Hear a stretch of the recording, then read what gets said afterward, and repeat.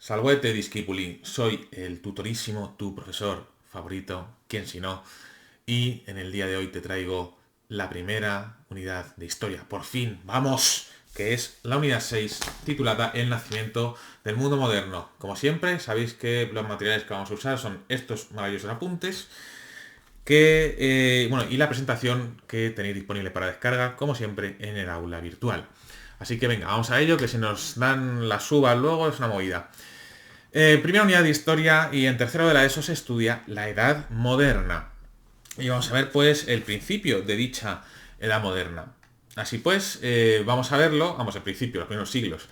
Vamos a dividir esta unidad en cuatro partes. El inicio de la Edad Moderna, o sea, las características que van del cambio desde la Edad Media o desde el pensamiento medieval hasta lo que sería el pensamiento moderno. Y luego las principales corrientes o hechos ideológicos o intelectuales que ocurrieron, ¿no? Los políticos y económicos y militares vendrán después en la tercera evaluación, que son el humanismo, la reforma y la contrarreforma. A ver, funcione. Así que vamos a empezar con el principio. ¿Por dónde si no vamos a empezar? Con el inicio de la Edad Moderna. ¿Cuándo empieza la Edad Moderna? Pues tradicionalmente en esta visión de la historia tan compartimentada, ¿no? de toda la vida, siempre ha sido la fecha tradicional, ha sido el 1453, cuando Constantinopla, capital del Imperio Romano de Oriente o Imperio Bizantino, cae frente a los turcos. Y el final, pues el 14 de julio de 1789, con la Revolución Francesa, ¿no? Con la toma de la Bastilla, etcétera, etcétera. Sin embargo, pues hoy en día esto no se considera así, aunque se mantiene de manera un poco artificial, ¿no?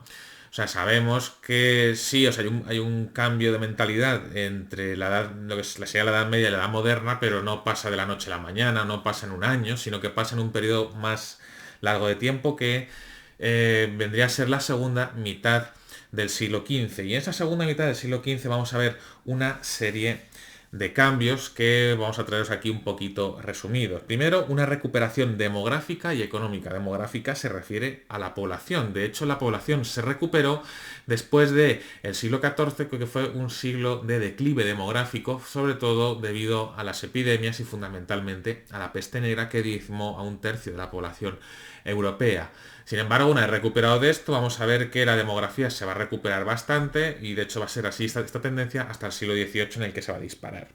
Este incremento de la población lo que hace es aumentar la demanda de alimentos, por lo tanto se mejora esto junto con la mejora de las técnicas agrarias que aparecen al final de la Edad Media, lo que motiva es que vaya a mejorarse el rendimiento de las explotaciones agrícolas y se vaya a generar un excedente, o sea, sobras, ¿no? O sea, sobras quiere decir que no produces más alimento del que necesitas para alimentar a la población. ¿Qué se hace con los excedentes? Se vende, por lo tanto, se comercia. Y vamos a ver un auge del comercio, un gran auge de las rutas comerciales, sobre todo en las zonas marítimas, ¿no? Tanto en el Océano Atlántico como en los mares del norte de Europa, como sobre todo en el Mediterráneo. Aquí tenéis un cuadro de Sevilla con todo este bullicio de barcos mercantes. Y pues las grandes rutas comerciales, las más importantes, las que más beneficio daban, son las que venían de Asia y traían productos exóticos, pues sobre todo las especias, ¿no? Pero claro, no solamente se comerciaba con eso, sino también había comercio local, o sea, se comerciaban manufacturas. Por lo tanto, la producción artesanal, este desarrollo de las manufacturas, va a crecer. Aquí lo estoy ilustrando con el un bellísimo cuadro de las hilanderas de Velázquez que está en el Museo del Prado.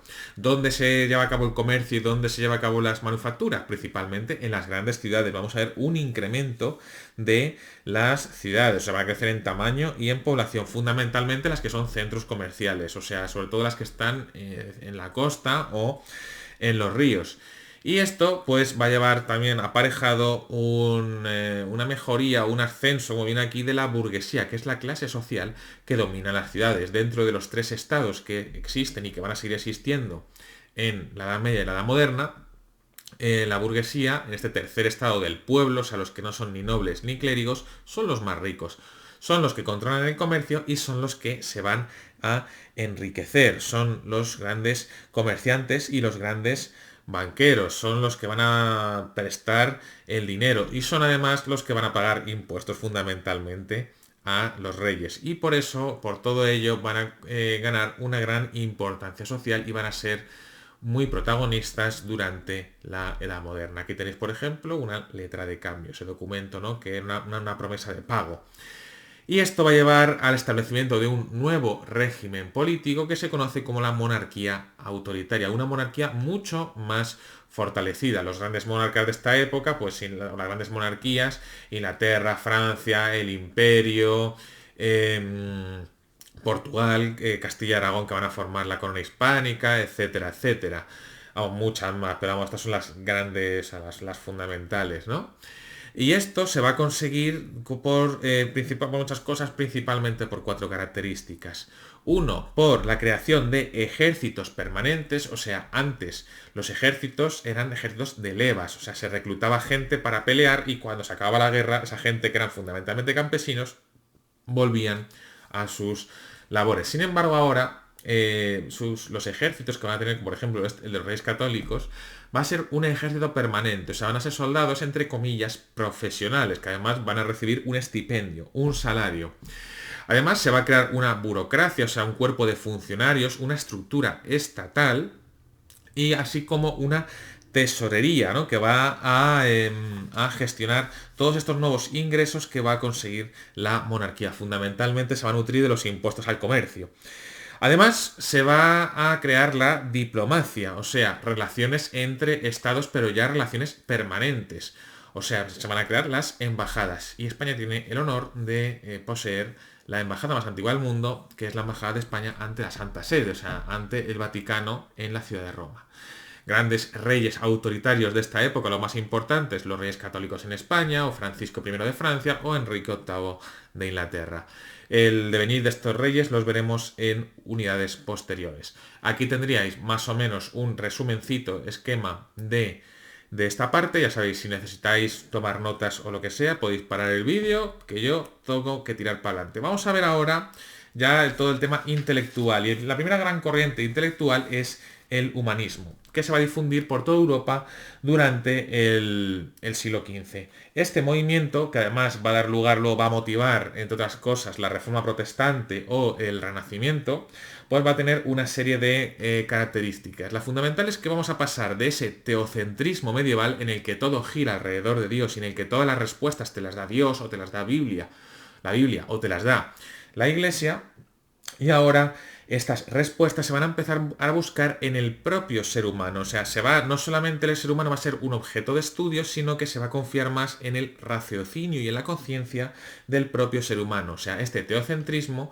pasamos a un antropocentrismo, que siempre se suele ilustrar pues, con el hombre de Vitruvio de Da Vinci. Esto se verá en el Renacimiento.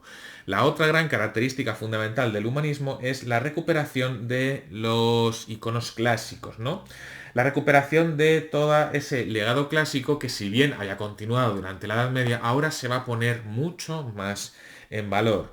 Sobre todo, pues los autores, bueno, cuando hablamos de la antigüedad clásica hablamos de Roma y de Grecia, fundamentalmente la filosofía, ¿no? Como aquí están Platón y Aristóteles. Además, para ello van a traducir del latín y el griego a las lenguas vernáculas, o sea, cada una, van a poner en valor las lenguas propias de cada monarquía, ¿no? Pues el castellano, el aragonés, el inglés, el italiano, el alemán, etcétera, etcétera. Y por eso vamos a ver muchas traducciones, incluso de la Biblia, pero sobre todo de textos clásicos. Y luego, dentro de estos autores, pues hay muchos importantes, pero solamente vamos a sabernos unos poquitos. Tenemos al primer humanista, bueno, se le considera siempre a Francesco Petrarca, que es un poeta italiano, y es el primero como que introduce referencias clásicas, se ve que está muy influenciado, sobre todo por Virgilio, y Horacio y otros poetas, ¿no? Romanos, de estos autores clásicos. Luego tenemos quizá uno de los más importantes, es Erasmo de Rotterdam, que es muy interesante porque hace una crítica a la religiosidad, a la religión o cómo se tomaba la religión en esta época, ¿no? Y tiene una serie de obras que no hay que saberse, Manual del Caballero Cristiano, hizo su propio comentario al Evangelio, ¿no? Que eso es lo que es una paráfrasis o una paráclasis, ¿no? Estos textos, pues igual si queréis leerlos, a pesar de que los tenéis en la presentación, pues podéis parar el vídeo, ¿no? Aunque los hemos leído en clase. Otro autor muy importante es Tomás Moro. Aquí ya nos salimos de la religión y nos vamos a la política. Tomás Moro fue canciller del rey de Inglaterra, aunque luego lo mataron. Y, entre otras cosas, su libro más importante es Utopía, en el que describe cómo sería la sociedad política ideal. Una sociedad en la que, por cierto, pues todas las decisiones se tomarían en común, la propiedad sería comunal y no habría reyes. Y es muy interesante. Hay que saber esta obra que es fundamental, además ha quedado en el habla popular, ¿no? De algo utópico, viene por esta obra de Tomás Moro. El otro gran tratadista político es Nicolás Maquiavelo, este es italiano, y en este lo que hace es un libro que además es muy cortito y se lee muy rápido y es muy sencillo, un libro en el que se llama El Príncipe, en el que indica a los gobernantes, al príncipe, que es como él le llama, cómo debe gobernar, o sea, cómo debe hacer para mantenerse en el poder, que eso es el fin último de los políticos, de la política, según Maquiavelo. Y es muy interesante. Otros humanistas también conocidos, Andrés Vesalio, que es el primero que hace un estudio científico de la anatomía del ser humano, aquí tenéis un par de imágenes de su libro, o Nicolás Copérnico, que es astrónomo, que es el que va a teorizar sobre el modelo heliocéntrico, esto es que el Sol, o sea, basado en la observación, va a afirmar que el Sol está inmóvil en el centro del universo y es la Tierra la que gira alrededor y no al contrario como sostiene la Iglesia, que es el modelo geocéntrico. Esta teoría luego va a ser probada por Galileo. Y dentro de España, pues también tuvimos nuestros reformistas, pues tenemos a Juan Luis Vives o para mí el más importante, Antonio de Nebrija, que crea la primera gramática castellana, por eso estudié lengua. O también Miguel Servet, que va a descubrir, aparte de ser un gran teólogo y por eso va a ser quemado por Calvino, que eso lo cuento luego, su gran descubrimiento va a ser la circulación pulmonar de la sangre. Aquí tenéis de nuevo el resumen y ahora vamos a ver cómo se expande este humanismo. El humanismo se va a expandir muy rápidamente por Europa, gracias sobre todo a un invento fundamental. Los libros, hasta esta época, en la Edad Media, bueno, y antes, se copiaban a mano, o sea, se producían a mano. Lo solían hacer los monjes en los monasterios. Lo escogías aquí, el original, y lo copiabas a mano. ¿Esto qué quiere decir? Que era un trabajo muy laborioso, muy costoso y sobre todo muy lento. Sin embargo, antes de llegar a ello, aquí tenéis unos ejemplos de bibliotecas encadenadas que me fascinan. Los libros, como se tardaba tanto en hacerse, en redactarse, vamos, en encuadernarse y en todo, eran súper valiosos, ¿vale? No tanto por su contenido, sino por su valor artesanal. Por eso había muchas veces que estaban encadenados en muchas bibliotecas, sobre todo medievales. Pero como decía, esto va a cambiar, este proceso va a cambiar debido a la invención, uno de los posiblemente los inventos más revolucionarios de toda la historia de la humanidad, que es la imprenta. La imprenta, el primer modelo, que es este que tenéis aquí, la inventa un señor alemán llamado Johannes Gutenberg en la ciudad de Maguncia, o Mainz en alemán. La va a inventar más o menos por 1450. Aquí las fechas bailan, así que con que digamos alrededor de 1450 me sirve. Hay gente que dice 1450, otros en el 53, otros en el 55, pero como nadie se pone de acuerdo y como lo más probable es que, porque lo mantuvo este invento secreto, pues alrededor de mediados de siglo, a tomar por saco. Suficiente. ¿Y en qué consiste la imprenta? Pues consiste en que su funcionamiento, en que unos tipógrafos van a componer el texto en una placa, como usando tipos móviles. ¿Qué son estos? Son pequeñas piececitas en las que viene en relieve cada una de las letras. Entonces, si juntas cada uno de los tipos móviles, un montón de tipos móviles, puedes componer un texto.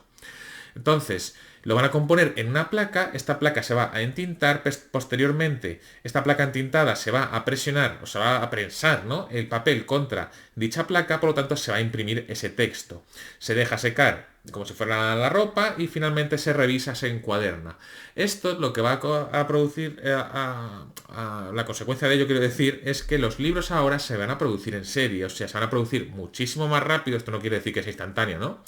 Se van a producir mucho más rápido y esto va a dar lugar a que las ideas, y cuáles son las ideas que están bollantes ahora, las del humanismo, se divulguen por Europa muy rápidamente. Si queréis saber cómo funciona la imprenta, aquí tenéis un vídeo que no quiero ver ahora, sino que lo podéis ver vosotros. El primer libro que imprimió Gutenberg en el 55 fue la Biblia, por supuesto, y las Biblias de Gutenberg, que son muy valiosas, también se les denomina las Biblias de 42 líneas, porque son el número de líneas que tiene cada página, ¿no? Este es Gutenberg y esto es Génesis 1.1. En España, el primer libro que se imprimió, uno de los primeros que se imprimió, o quizá el más importante, fue la Biblia Políglota, que es una complutense, o sea, de Alcalá de Henares, que es una Biblia que está escrita en 4 idiomas: latín, hebreo, griego y arameo. Y Aquí tenéis un texto muy curioso en el que la Iglesia enseguida se arrogó la prerrogativa de autorizar todas ellas, o sea, todas las impresiones que se hacían en los países católicos, ¿no? Pero bueno, esto se lo pasaron un poco por el forris. Luego más adelante veremos qué ocurrirá. Pues este invento fue totalmente revolucionario, permitió la expansión del conocimiento por todos lados, sobre todo por Europa, y aquí podéis ver cómo se incrementó a lo largo de los siglos la producción de libros. Aparte de por la imprenta, también hubo otras maneras de que se expandiera el humanismo. Las academias, que son lugares donde los humanistas se reunían para discutir sobre todos los temas sobre los que divagaban, ¿no? Sobre todo en Italia, así como las universidades, que ya existían, pero que se convirtieron en grandes centros de difusión de las ideas humanistas. Aquí tenéis la de Alcalá de Henares, por ejemplo. Por lo tanto, aquí se ve muy bien, todo esto van a hacer el humanismo, van a hacer en Italia y de ahí se va a expandir al resto de Europa. Mientras que en color azul tenemos la ciudad de Maguncia o Mainz, que es el lugar donde sale la primera imprenta y enseguida se van a construir más imprentas en el resto de grandes ciudades europeas. Así pues, aquí tenéis el resumen y vamos a pasar a el tercer punto de estos maravillosos apuntes, que está mal que yo lo diga, pero son fantásticos, que es la reforma, o sea, la chicha, ¿no? La reforma, pues ¿qué es la reforma? La reforma es una serie de cambios religiosos que van a concluir con la escisión de la Iglesia Católica en varias ramas, ¿no? Que son las ramas protestantes. Y esto es un proceso pues, que va a ocurrir debido a una serie de causas. La gente estaba, bueno, la gente, pero había mucho malestar con la Iglesia Católica a finales del siglo XV, principios del siglo XVI. Y entre estos motivos, pues tenemos varios que os voy a ilustrar fundamentalmente con este panfletillo, que es un panfleto muy chiquitito, lo tenéis en aula virtual, por cierto, que se llama Passion al Christi, un Antichristi, está en alemán, es de Lucas Cranach el Viejo, que es un autor que además luego veremos en el Renacimiento, y en el cual compara el comportamiento del Papa y en general de la Iglesia Católica con el comportamiento de Jesús en los Evangelios, ¿no? Pues para dejarle mal. Uno de esos comportamientos del que habla es el lujo exagerado de la Iglesia, ¿no? Que es un lujo pues que sigue existiendo, ¿no? Y aquí pues podéis ver el Papa recibiendo, pues, por supuesto bajo un palio y recibiendo besitos de los pies de los príncipes, mientras que Jesús era el que lavaba los pies a los apóstoles, o bien Jesús cargando la cruz durante la pasión, ¿no? El camino al monte Calvario, mientras que el Papa era llevado en litera. Entonces, estos son lujos que Jesús no tuvo y por eso se le criticaba mucho. Por ejemplo, aquí podéis ver también a Alejandro VI, que es uno de los Borgia, pues con esta pedazo de túnica fantástica y fabulosa. Otras cosas de las que se criticaba era la escasa cultura y la relajación de costumbres del clero, teniendo en cuenta que la Iglesia era la que determinaba la moral, pues lo suyo es que sus miembros den ejemplo. Sin embargo, pues los miembros de la Iglesia no eran precisamente el mejor ejemplo. Aquí tenéis, pues, por ejemplo, una pelea de bar, de taberna, entre religiosos, ¿no? Este está borracho además, que se lo está llevando una monja. Y había otros que, por ejemplo, tenían amantes, concubinas o incluso que tenían hijos. O sea, cosa pues que, joder, si tú pregonas lo contrario, pues lo suyo es pues, que lo hagan, ¿no? Si no. Luego, también se criticaba mucho la simonía o compraventa de cargos eclesiásticos. O sea, vender los cargos, cosa que está bastante prohibido, incluso aparece en la Biblia, aquí en los Hechos de los Apóstoles, y se llama así la simonía por Simón el Mago, que intentó comprar el poder de imponer el Espíritu Santo a San Pedro. Por eso le mira como diciendo, ¿pero qué dices? Bueno, no lo voy a decir. ¿Qué dices, amigo? Le está diciendo. Y por último, quizá el más, bueno, quizá no, es el más importante, y de hecho fue el que detonó finalmente la reforma de Lutero, que es la venta de indulgencias. O sea, la venta de el perdón de los pecados, que eso es una indulgencia. El Papa, sobre todo en estos últimos siglos, se dedicó a vender una serie de documentos que perdonaban tanto a los muertos como a los vivos los pecados que hubieran podido cometer, a cambio de dinero. Cosa que esto le cabría mucho a Lutero y además aquí te lo compara con la expulsión de los mercaderes del templo, que es un pasaje del Evangelio en el que Jesús se enfada bastante. Y claro, esta venta de indulgencias que fue bastante común y de hecho se sigue haciendo en la Iglesia Católica y se sigue haciendo, aunque ahora no se venden sino que te lo dan, pues esto cabreó bastante a los protestantes, ¿no? Y eso va a ser el detonante de la reforma, sobre todo la masiva venta de indulgencias que llevó a cabo este papa de aquí, que es el Papa León X, para financiar la construcción, bueno, la construcción no, la reforma de la Basílica de San Pedro. Esta es la antigua y lo que querían era hacerla más grande y construirla una mucho más bonita, que es la que hoy en día se puede ver si visitas Roma, ¿no? Y entonces esto va a... la consecuencia de todo ello va a ser la crítica de Martín Lutero. Y Lutero lo que va a hacer es que al ver esta venta de indulgencias, cuando estas indulgencias de León X, el arzobispo que se llama Joseph Tatzel, si no recuerdo mal, que vendía las indulgencias, pasa por su ciudad, que él vivía en Wittenberg, era un monje agustino, pues se va a enfadar bastante, ¿no? Y finalmente va a redactar un documento en el que critica al Papa y critica la venta de indulgencias. Este documento es un documento fundamental en la historia de Europa y la historia de la religión, y se le llama Las 95 Tesis, que escribió en el año 1517, el 31 de octubre. Aquí podéis ver este hecho en la película de Lutero, como por supuesto tiene una película, que si la queréis ver ya sabéis, le dais aquí el link y para adelante, yo tiro para adelante. Este es Martín Lutero y este es el documento que redactó, las 95 tesis. Va a criticar al Papa y sobre todo va a criticar la venta de indulgencias. Aquí lo podéis ver. Aquí os he traído 5 indulgencias, quizá por las que más me llaman la atención, aunque si las queréis leer son 95 frases, se leen un periquete, las tenéis en el aula virtual.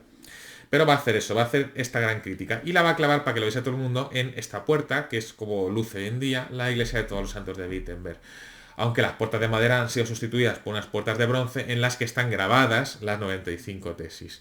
Esta feroz crítica al Papa y a la venta de indulgencias, motivó que el Papa los comulgara, o sea, que los retirara de la iglesia, los expulsara de la comunión católica. A lo cual, mediante una bula, que es la Exurge Dominis, Lutero respondió por diciendo, me da igual, de hecho quemó la bula. Y esto ya desató el conflicto. Ya visto que era imposible un entendimiento entre la Iglesia Católica y las ideas de Lutero, pues surgió el luteranismo o el protestantismo en general, ¿no? Que es una nueva religiosidad. Y esto se llama la Reforma. ¿Cuáles son las características de la Reforma? Pues las básicas, las 5 características teológicas básicas son las 5 solas de la Reforma protestante. En la época de Lutero solo se teorizaron 3, las otras 2, Solus Christus y Soli Deo Gloria, son posteriores, así que solamente vamos a aprendernos las 3 primeras que veis ahí, sola Scriptura, sola Gratia y sola Fide.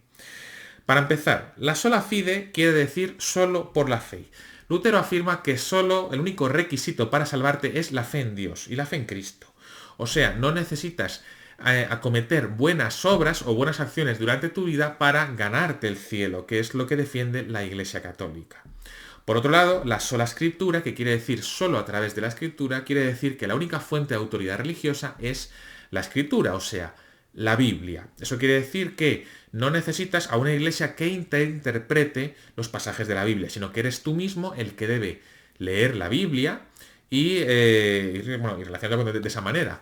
O sea, está negando la tradición apostólica que también la Iglesia Católica considera como fuente de autoridad. Para la Iglesia Católica la autoridad viene de la Biblia, de los apóstoles, la tradición apostólica y de los padres de la Iglesia. Sin embargo, para Lutero y para los protestantes en general, solo a través de la Biblia. Y por último, esta no viene en los apuntes, pero recordad que la puedo preguntar, la sola gratia, que es solo a través de la gracia. Eso quiere decir que la salvación solo la vas a conseguir a través de la gracia de Dios. ¿Qué quiere decir esto? Que de hecho, es que no consigues tú la salvación, sino que es una gracia de Dios, es una dádiva, es un regalo de Dios, un regalo inmerecido. O sea, tú no puedes ganarte la salvación. Solo te salvas si Dios quiere. O sea, no es necesario. Lo único que necesitas es tener fe. Pero, aunque tengas fe, Dios es el que elige si te salva o no. O sea, es un regalo de Dios. Y esto es la sola gracia. Luego las otras 2, Solus Christus, Soli Deo Gloria, pues no importan. ¿Vale? Sobre todo aquí, al lado de esto, la Biblia de Lutero tradujo la Biblia al alemán, a la lengua vernácula. ¿Para qué? Para que todos pudieran, todos los que sabían leer, se entiende, se pudieran leer la Biblia, ya que no necesitas nadie más aparte de la Biblia para conocer a Dios, pues necesitas poder leerla. Y claro, la gente no sabía latín, lo que sabían era su propia lengua. En el caso de Lutero, que vivía en Alemania, en alemán. Por eso la tradujo y de hecho los reformistas van a traducir la Biblia a muchos idiomas. Más cosas que tiene el luteranismo. La idea del sacerdocio universal. O sea, cualquier bautizado, cualquier cristiano es su propio sacerdote. Por lo tanto, no necesitas un mediador, no necesitas un sacerdote para relacionarte con Dios. Aún así, sí que es cierto que existen algo parecido, que son los pastores, que lo único que hacen es dirigir las ceremonias. Y además estos, como no se dedican a Dios, porque no hace falta un sacerdote como tal, por eso trabajan y pueden contraer matrimonio. Como no necesitas sacerdotes, tampoco necesitas un papa que dirija a una casta que no existe. Por lo tanto, van a negar la soberanía del papa. Aquí tenéis la imagen del papa con el anticristo que corona vuestros apuntes.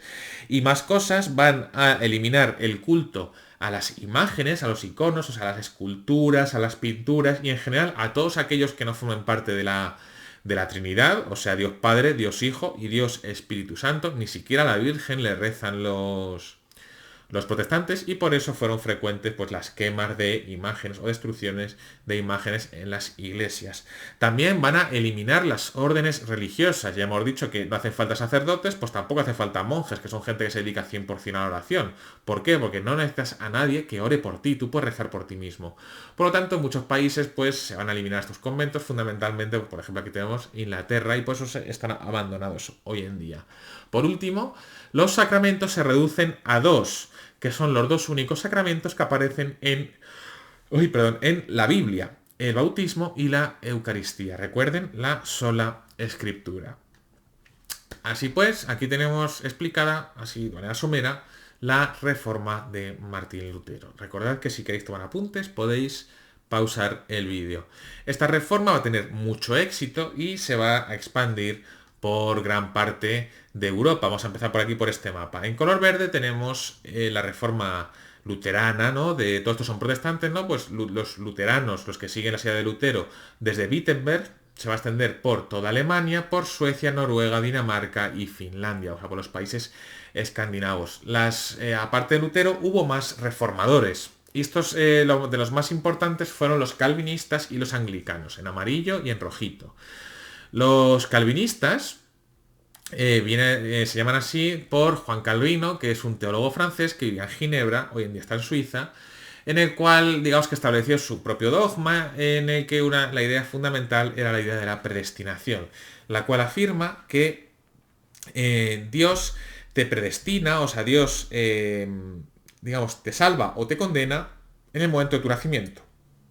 ¿Esto qué quiere decir? Que da igual lo que hagas en tu vida, que tú estás ya predestinado para salvarte o para ser condenado desde el momento de tu nacimiento. Bueno, pues esta idea también triunfó bastante y los calvinistas se extendieron no solo por Suiza, sino que también por Francia, donde fueron llamados hugonotes, también por los Países Bajos, por Escocia, donde se llaman presbiterianos, o por Inglaterra, donde se les conoce con el nombre de puritanos. Por último, a ver, tenemos a Enrique VIII de Inglaterra, que es el rey que va a dar inicio a la iglesia anglicana. Este era un rey muy católico además y estaba casado con Catalina de Aragón, de las 6 esposas que tuvo, la primera que no le conseguía dar un hijo. Intentó buscar la nulidad matrimonial porque además estaba enamorado de Ana Bolena, pero el Papa no se la concedió, por lo tanto se va a autoproclamar él mismo como jefe de la iglesia, o sea, en temas doctrinales van a ser muy parecidos, pero en temas, digamos, jerárquicos, lo que va a hacer es él sustituir al Papa, ¿no? Como cabeza de la iglesia en sus territorios. Esto lo hace mediante el Acta de Supremacía del año 1534 y se mantiene hasta el día de hoy. En temas de culto es muy similar a la Iglesia Católica, sin embargo, él es el jefe de esta jerarquía. Y con eso se va a dar símbolo el divorcio y de hecho va a casarse en 6 ocasiones más. Y la iglesia anglicana pues se estableció en los territorios que dominaba el rey de Inglaterra. Aquí tenéis el resumen nuevamente y vamos a pasar al último punto del tema, que es la contrarreforma.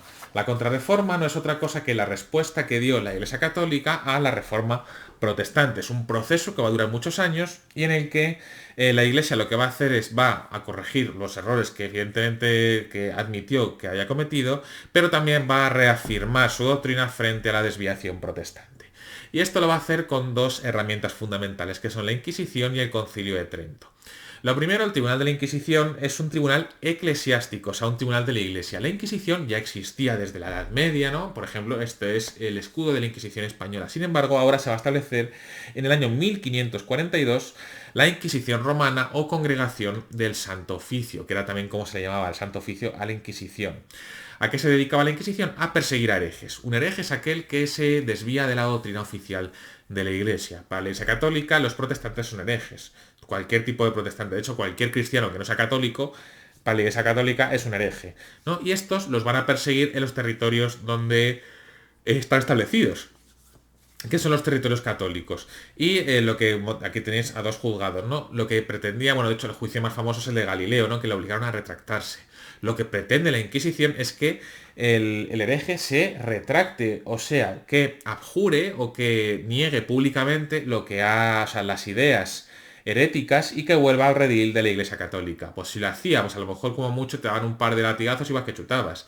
Pero si no lo hacías, lo que ocurría era que te quemaban en la estaca, como está a punto de suceder aquí en la Plaza Mayor de Madrid. Estos juicios, que no sé si lo he dicho ya, pero se llaman autos de fe, y junto con esto se va a crear el Index Librorum Prohibitorum o la Congregación del Índice, que elaboraba este índice que se hizo hasta el siglo XX y es una lista de libros que los cristianos, los católicos, tenían prohibido leer y difundir. Pues entre ellos estuvieron, pues por supuesto, todos los reformados, todos Lutero, Calvino y demás, y así como otros autores católicos, como pueden ser Maquiavelo o Erasmo, que Erasmo luego se hizo protestante. Aquí tenéis un libro, por ejemplo, censurado, o los libros de Copérnico, etcétera, etcétera, etcétera.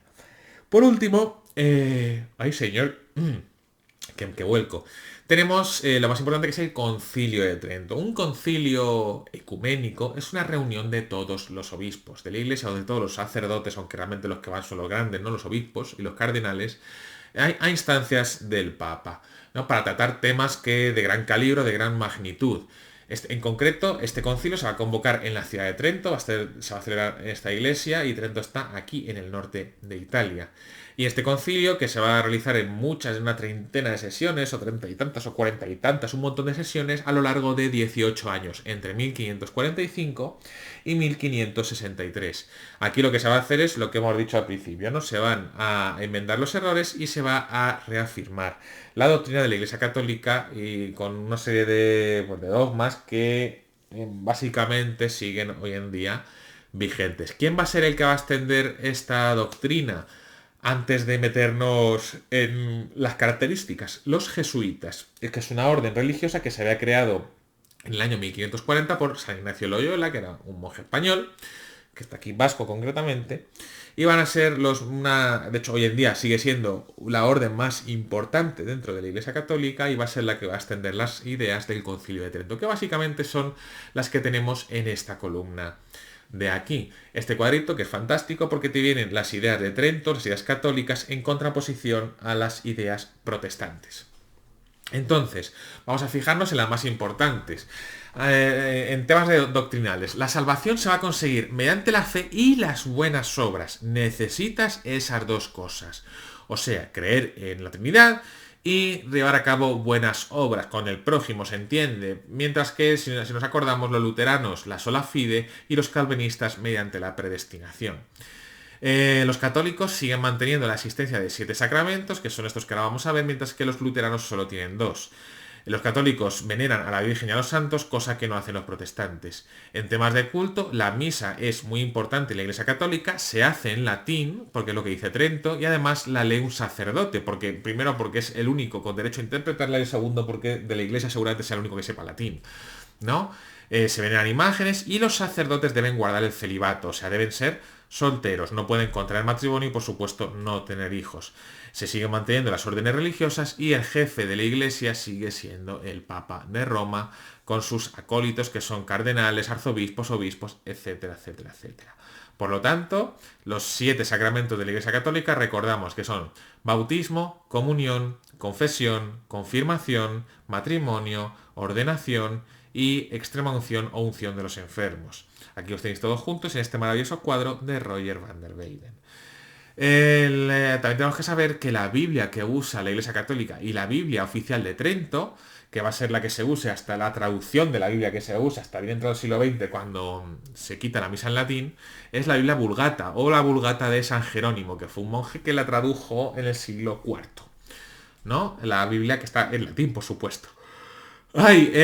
También, como hemos dicho, se va a rendir culto a los santos y a la Virgen, por eso hay tantas reliquias, no solo cadáveres, sino también, yo qué sé, trozos de la cruz, etcétera, o el sudario de Cristo, en estas iglesias a los cuales se venera estas reliquias y recordamos que la iglesia tiene una jerarquía, o sea, un orden de autoridad. Arriba del todo está el Papa de Roma, seguido de los cardenales, ¿no? Que son los que luego se reúnen en el cónclave. Así pues, aquí tenéis el resumen final de todo. No viene todo lo de Trento porque no me cabe, así que echadle un ojo a los apuntes. Y se terminó este tema con una imagen muy curiosa, una obispa anglicana. ¿Qué os parece? Muy bien. Pues ya hemos terminado con este primer tema de historia. Espero que os haya gustado y que sobre todo que lo hayáis entendido. Si no lo habéis hecho, ya sabéis que podéis preguntarme cualquier tipo de duda, ya sea por los comentarios de YouTube o por los canales habituales, correo, aula virtual o el Instagram o el Twitch, que os dejo aquí abajo en la cajita de descripción. Gracias por ver el vídeo y nos vemos en el próximo. Adiós.